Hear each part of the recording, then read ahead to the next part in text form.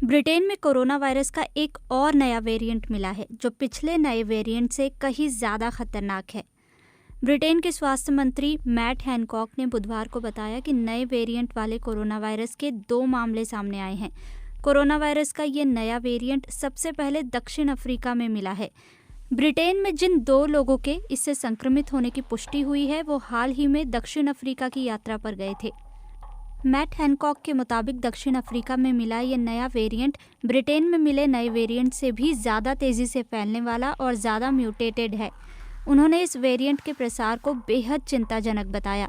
ताज़ा चिंताओं के मद्देनज़र दक्षिण अफ्रीका की यात्रा पर अभी के लिए प्रतिबंध लगा दिया गया है।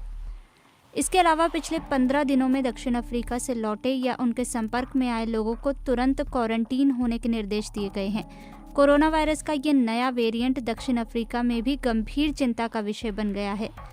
दक्षिण अफ्रीका के स्वास्थ्य मंत्री ज़वेली मिखाइस ने बताया कि इस नए वेरिएंट की चपेट में आकर युवा और स्वस्थ लोग भी बुरी तरह बीमार पड़ रहे हैं।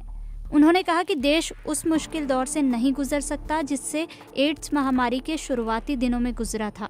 वहीं दक्षिण अफ्रीकी वैज्ञानिकों ने कहा है कि नया वेरिएंट बहुत तेजी से फैल रहा है और देश के कई हिस्सों को इसने बुरी तरह अपनी चपेट में ले लिया है। फिलहाल कोरोना वायरस के इस नए वेरिएंट का अध्ययन किया जा रहा है, लेकिन अब तक जितनी जानकारी सामने आई है उसके मुताबिक ये कई गुना ज्यादा तेज फैलता है। ब्रिटेन में इस नए वेरिएंट का पहला मामला मंगलवार को मिला था। दक्षिण अफ्रीका में मिला नया वेरिएंट ब्रिटेन में मिले नए वेरिएंट से मिलता जुलता है, हालांकि दोनों अलग अलग विकसित हुए हैं। दोनों वेरिएंट्स में N501Y नाम का म्यूटेशन हुआ है जो शरीर की कोशिकाओं को प्रभावित करता है। इंपीरियल कॉलेज लंदन के प्रोफेसर नील फर्ग्यूसन ने कहा कि मुझे लगता है कि इस समय हमारी सबसे बड़ी चिंता दक्षिण अफ्रीका वाले वेरिएंट को लेकर है। उन्होंने कहा कि उस वायरस के तेजी से फैलने की रिपोर्टें आई हैं और मामलों की संख्या तेजी से बढ़ रही है। डाउनिंग स्ट्रीट पर मीडिया से बात करते हुए ब्रितानी स्वास्थ्य मंत्री हैनकॉक ने कहा कि नया वेरिएंट बहुत ज़्यादा चिंताजनक है और जिन्हें क्वारंटीन होने के लिए कहा गया है वो किसी अन्य व्यक्ति से मिलने से बचें। इसी दौरान उन्होंने घोषणा की कि वायरस को नियंत्रित करने के लिए बॉक्सिंग डे पर लाखों और लोगों पर भी कड़े प्रतिबंध लगाए जाएंगे। पब्लिक हेल्थ इंग्लैंड की डॉक्टर सुसान हॉपकिंस ने कहा कि दोनों वेरिएंट ज़्यादा संक्रामक लगते हैं, लेकिन दक्षिण अफ्रीका से आए वेरिएंट के बारे में अभी वो और जानकारी जुटा रही हैं। उन्होंने विश्वास जताया कि क्वारंटीन और यात्रा नियमों से नए वेरिएंट के प्रसार को रोकने में मदद मिलेगी। वारविक मेडिकल स्कूल के प्रोफेसर लॉरेंस यंग ने कहा कि हाथ धोने, चेहरा ना छूने और सोशल डिस्टेंसिंग रखने जैसे उपायों से इस वेरिएंट को रोकने में भी मदद मिलेगी। उन्होंने कहा कि देश भर में प्रतिबंधों को कड़ा किया जाना जरूरी है। उधर दक्षिण अफ्रीका में भी इस नए वेरिएंट से बचने के लिए कई कदम उठाए जा रहे हैं।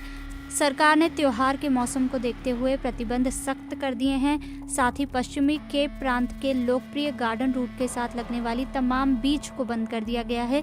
प्रमुख विपक्षी दल डेमोक्रेटिक अलायंस और कुछ लॉबी समूहों ने सरकार के इस कदम का विरोध किया है।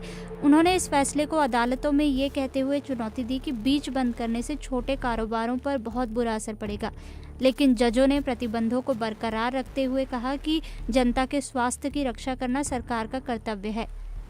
पश्चिमी केप प्रांत के प्रमुख डॉक्टर एलन विंडे ने कहा कि प्रांत के अस्पतालों पर बोझ बढ़ता जा रहा है।